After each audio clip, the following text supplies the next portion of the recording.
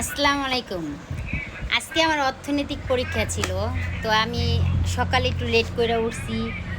যাই হোক, রান্না করতে পারি নাই। আমি অনেক ক্লান্ত। আমি আইসা জাস্ট স্কুল পরীক্ষা দিয়ে আইসা বসছি। তো আমি একটু গরুর মাংস ভিজাইছিলাম আমার জামাইয়ের খাওয়াম, জামাই আনছিল বিধায়। তো মাংসটা থুইয়া আমি গেলাম পরীক্ষা দিতে। তো পরীক্ষা থেকে বের হইয়া এর ফোন দিছি যে কী করো, শুয়ে রইছি। খাইছে গেছো, কয় রান্ধি নাই। ওকে মাংস, কয় কেন আমি কি চাকর, আমি রানমু।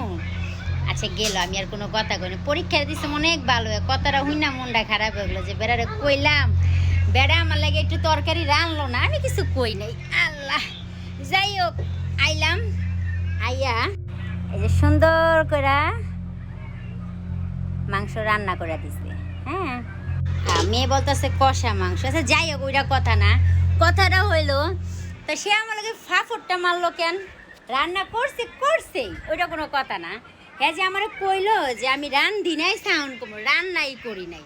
আমার তো জিনিসটা খারাপ লাগছে। আচ্ছা গেল, এটাই একটা রীতি যে বউ যদি ব্যস্ত থাকে, স্বামী ঘরে থাকলে বউকে হেল্প করে, তার জন্য তোমাকে ধন্যবাদ রান্না করার জন্য। আর আমার সাথে যে ফাফড়টা মারছো তার জন্য তোমাকে কি বলবো, আরেকটা ধন্যবাদ। হ্যাঁ, কেন আমি অনেক ক্লান্ত, আমার খুব ক্ষুধা লাগছে। আমি সেই সকালে বেরোইছি, একটা কোনো খাবার খাই নাই। পরীক্ষা দিয়ে আলহামদুলিল্লাহ পরীক্ষা আমার অনেক ভালো হয়েছে। আচ্ছা, আমার মনে একটা প্রশ্ন হয়েছে করি। তুমি যে আমার পরীক্ষা দেওয়াইতেছো, আলহামদুলিল্লাহ আমি পাস হোমওয়ার্কে 100% পরবর্তীতে যে পাস মাসে তোমার লাগে পোল্ট্রি মারি, তখন তুমি কী করবে? কিছু করবে না? তার বিশ্বাস আছে আমি পোল্ট্রি মারবো না। যাই হোক, অনেক ক্ষুধা লাগছে, কেন আমার মনটা অনেক খারাপ হয়ে গেছে। কী রে, হ্যাঁ রে, জিগাইলাম যে একটুখানি মাংস ভিজেছি, তুমি কি রান্না করবা? বলছে হ্যাঁ। ফোন দিয়ে গেতেছে আমি কি চাকর, আমি কেন রান্না করব? শোনো, স্ত্রীর হেল্প স্বামী করলে সেটা কি চাকর হয়? এটা চাকর হয় না। প্রায় সময় রান্না করায় না। আমার জিনিসটা মনে হইলো কি রে, ওই কথাটা বলবো, একবার মনে বাড়ি খাইছে যে হয়তো রান্না করছে।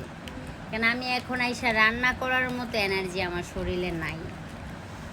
আমি বিশেষ করে অনেক লেখছি, আমার হাত ব্যথা করতেছে। তো জিনিসটা এই কারণে ভিডিওটা করলাম, জিনিসটা আমার অনেক ভালো লাগছে। মজা করলো, একটু খারাপ লাগছে, কিরে এই কথা বললো, আবার আইসা দেখি সুন্দর রান্না বান্না করছে। দুটোটা বিষয় নিয়ে আমার খুব মজা লাগলো, তাই ভিডিওটা করলাম। এই যে আমার হেল্পটা করলো, আমার ক্লান্তিটা অনেকটা হালকা করে দিছে। এটা কয়জনে করে? আমি এখন খাই বা না খাই, আমার এখন আর কাজ করার মতো কোনো দরকার নেই, সব কমপ্লিট। আমি এখন রেস্ট নিব। কারণ আমার যদি এই কাজটাও হেল্পটা না করতো, তাহলে হয়তো কি আমার এসে আবার রান্না করতে হইতো। একটা প্যারা পেন, এই ক্লান্ত অবস্থায় এখন আমি সারাদিন শুয়ে থাকলেও আমার কেউ কিছু বলবে না, কেন যে খাবার আছে রুমে।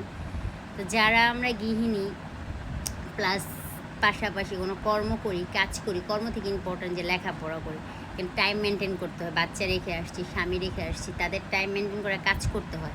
তো সেই দিক দিয়ে যদি হাজব্যান্ডরা একটু হেল্প করে, আমার মনে হয় 70%ই কমে যাব তার টেনশনটা, 30% থাকবো তাও হালকা পার্সেন্ট। যাই হোক, বাই বাই, আল্লাহ হাফেজ। আমি এখন একটু রেস্ট নিব, খাবার খাবো, তারপর ফ্রি হব। টাটা, আল্লাহ হাফেজ, আসসালামু আলাইকুম সবাইকে। বিষয়টা কেমন লাগছে একটু চিন্তা ভাবনা করে দেখুন, যে এতটুকু হয়তো একবারে তরকারি রান্নার বিষয়টা না, সব কাজে হেল্প করে, কিন্তু বিষয়টা আমার কিরে বলতেছে আমি কেন রান্না করবো, এই প্রশ্নটা যখন আমার করছে তখন আমার কাছে অনেক খারাপ লাগছে। বাসায় আইসা যখন দেখি যে না, সে রান্না করে রাখছে, তখন আমার মুখের হাসিটাই তো বলে দিচ্ছে যে কতটুকু হ্যাপি আমি।